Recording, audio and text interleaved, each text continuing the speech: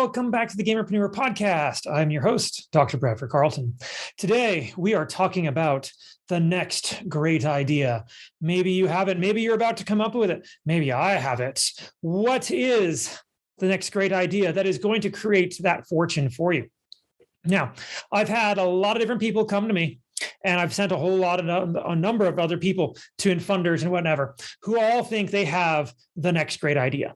And I would have to say that there appears to be some sort of like connection between the next great idea. And I've had funders tell me kind of what they're looking for. And so let's talk about that a little bit today, because, maybe you're sitting there like, I got it. I know what we're going to do. And maybe it's not that great. Maybe you're not thinking big enough, or maybe it's already been done, or maybe you're just thinking of an incremental change that's not quite enough to make it a great idea. It's an okay idea, just not a great one. So what is it that creates the next great idea? Well, it has to be unique. And by unique, I don't mean completely novel, because I had a funder one time tell me, because I sent him, somebody had a business plan and they're like, this is it. This is the next great idea. And I can't tell you too much about it, but they sent it to me and I sent it on to the funder, and the funder called me up and like, hey, I want to talk to you about this one. I'm like, okay, should I not send you this one? He's like, so his issue was that no one had ever seen anything like this idea before. And in any capacity, it was so completely novel, so brand new, so never before done before in any kind of way, shape, or form, that my funders didn't want to even touch it. And I'm like, why not? Isn't this like one of those things that like could change the world? Like if they do it, like it could, but there's no way to know if it's going to sell. And kind of in business, that's the thing that matters most, because if your thing doesn't sell, it doesn't matter if you've got the world's greatest mousetrap if nobody buys it, right? You need to be able to get it into the hands of customers, and the customers have to want it. And if you can't get them to want it and buy it, then there's no point in making it, at least for purposes of commerce.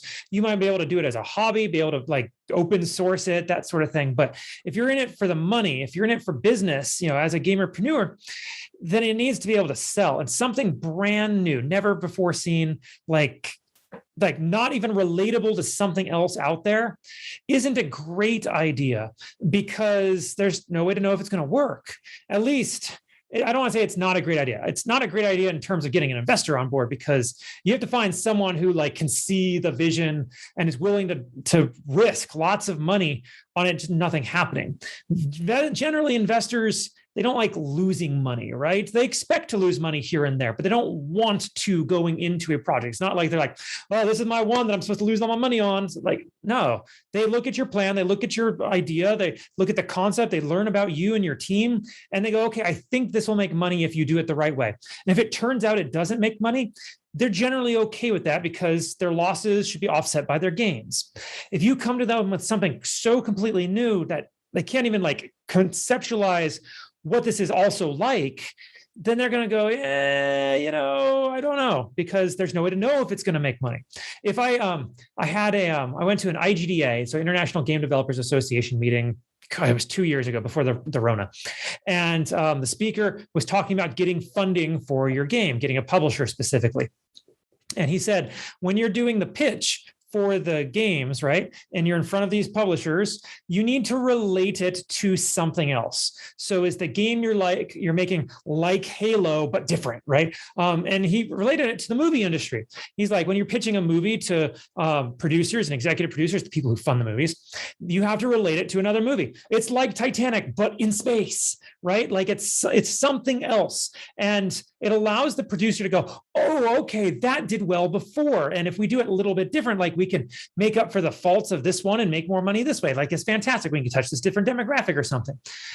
That's why like a brand new novel idea is kind of tough. I'm not saying they're terrible. I mean, you might actually have a fantastic idea. You're going to have to work to sell it, though, to somebody in order to scale it. And the alternative is to like go slow. And if you go slow, there's the risk that you put the product out there and somebody somewhere else goes, hey, that's a really cool idea. And they're like, hey, it's being sold in Lowe's, or it's being sold at Home Depot. And, if we could just get an investor behind us, make our own version of it, like we could make a ton of money. And if you haven't put any money into patenting it and, making sure your copyrights are good because you're starting out slow. They're just going to come in, they're going to develop it themselves. They're going to blow up because they're going to have investor money because you're now their case study. So yeah, watch out for that. Other than that, what are some great ideas? How do you even come up with a great idea? Well, one of the best ways to come up with a great idea is to just look around and think about what annoys you. Like, what is, that thing that every single day you're like, oh gosh, if I just could fix this. Well, if that thing that you need in order to fix the thing, or the thing that you need to do the thing, or whatever it is, right? Maybe you wish, like, man, if I could just have like a push button solution to like building out the spreadsheet I have to do, and you can't find anything online, no one seems to be able to make it, or hasn't made it yet. That might be a thing, right? Because if you're having an issue with something, whether it's a push button solution to make a spreadsheet, or maybe it's your belt, if only I could have a belt that did something different than the way belts currently work, you might not be the only person out there thinking that. And so you want to do what's called market research. You go out and you look at the field. Are other people complaining about the same issue that you have? And if you find a lot of people complaining about it, but no solutions out there, that might be a great idea, because there's already a market for it. There's people complaining about the thing and they wish they had a solution. Now, on this note, I'm going to say, just because people complain about something doesn't mean there's a market for it. It's kind of counterintuitive, because you would think, well, if people have an issue, shouldn't they want the product? And I had a situation where this did not work for me, because back when I was an attorney, I was doing presentations for real estate investment associations, and I was teaching them digital marketing and advertising. But I was going to all these meetings and they were all complaining about lawyers, because when I introduced myself, I'm like, hi, I'm Brad, I'm an attorney, and they're like, oh yeah, man, I hate attorneys because it's such a pain in the butt. I got to get in touch with them. They're so expensive, and they're complain. And I'm like, oh, that's interesting. A lot of people complaining about something. This might be an opportunity. So instead of like pitching them on my services, I figured, what if I made a simpler solution that I could sell at scale for lower dollars, right? So sell to a lot of people for smaller dollars. And I came up with a guidebook on real estate law, and specifically landlord-tenant law. It was written in simple English. It kind of gave flow charts and showed people how to like do things kind of easy. And I'm like, haha, I've got this wonderful book. Who wants it? And basically nobody wanted it. I only sold a few copies. And the reason why nobody wanted it, well, when I have an issue, I just go to my attorney. But you guys were just complaining about that was the reason I wrote the book, is because you didn't want to go to your attorneys. They're like, yeah, but when I go to my attorney, I don't have to do it myself. And that to me is more important than paying the attorney and grumbling about the attorney. I'd rather just not have to deal with it. So I missed this opportunity because I didn't do enough market research. I didn't ask the question as I started out this project, whether this is something people would buy. I just thought, oh, here's an issue that people have. I need to do something about it. So I wrote an entire book. It took me like a month and a half to write this book. We even had like video that went with it. It's like 40 hours of video, and like nobody wanted it. And so at the end of the day, it was an okay idea. Probably the execution wasn't done properly. It was it was a terrible idea, because no one wanted it. No one wanted it because they were just going to go to their attorney. They were going to complain. People do that. People complain all the time. So, your idea, whatever it is you're trying to do, is it specific? Can you tell me exactly who your audience is? And I don't mean like generally, oh, my audience is gamers. Ooh, jazz hands, right? Gamers. What is a gamer? What does that mean? Like, what kind of gamer? There's people who like specifically only sports games, don't touch anything else. There's people who play RPGs and don't play anything else, right? Like, if you are going to market this stuff, if you're going to sell this stuff, you can't be too general. I know somebody who's trying to sell to gamers, and every time he asks me for advice, my advice is be more specific. What type of gamers? And don't just say, well, this one and this one and this one and this one and this one and this one and this one and this one. Like, yeah, you might be able to touch all of them, but your marketing is going to be junk because you're spreading yourself too thin. Pick one lane and then stick with it. So if your idea is just so broad that everybody on the planet can use it, you're not going to sell it to anybody, because you're not going to be able to craft your messaging in a way that's going to get someone to want to buy it. All right. That's all right.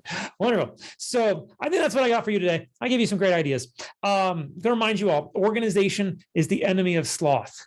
Too many people are idea people. And by that, I mean, they are fantastic with coming up with an idea, but then the actual execution of turning that idea into reality is not something that they're particularly good at. And the reason they're probably not particularly good at it is because they come up with the big grand ideas that they sound fantastic in theory, but they don't do the market research. They don't, try to figure out how they're going to actually market to a particular audience. They don't go through the steps to turn it into a real business. They just come up with an idea and then they, dabble at it for a little bit and it didn't really go anywhere. And so they put it on a shelf and never see it again. Too many ideas die on a shelf. Too many people are taking ideas to the grave with them. You have to take the steps necessary if you're going to go down this road. You have to be willing to put in the hard work. And if you're not willing to put in the hard work, go find a business partner who can see your idea for what it is, who's willing to put in the sweat equity. And then you got to find something to do, because this is your idea is just an idea. Come on, ideas. I had an investor tell me years and years and years, one of the very first investors I ever talked to, tell me that ideas are completely worthless. It's only the application of that business, that idea, that means anything. So have you built out the entire plan in order to how to generate this idea into reality and make money off of it? If not, who's to say your idea is novel? Who's to say someone else hasn't already come up with it and it's also presently working on it? You don't even know. You haven't done the competitor analysis yet. You actually have to treat your ideas like business ventures if you want them to become something. Otherwise, you're just daydreaming. So that's what I got for you all today. Don't be just a gamer. Be a gamerpreneur.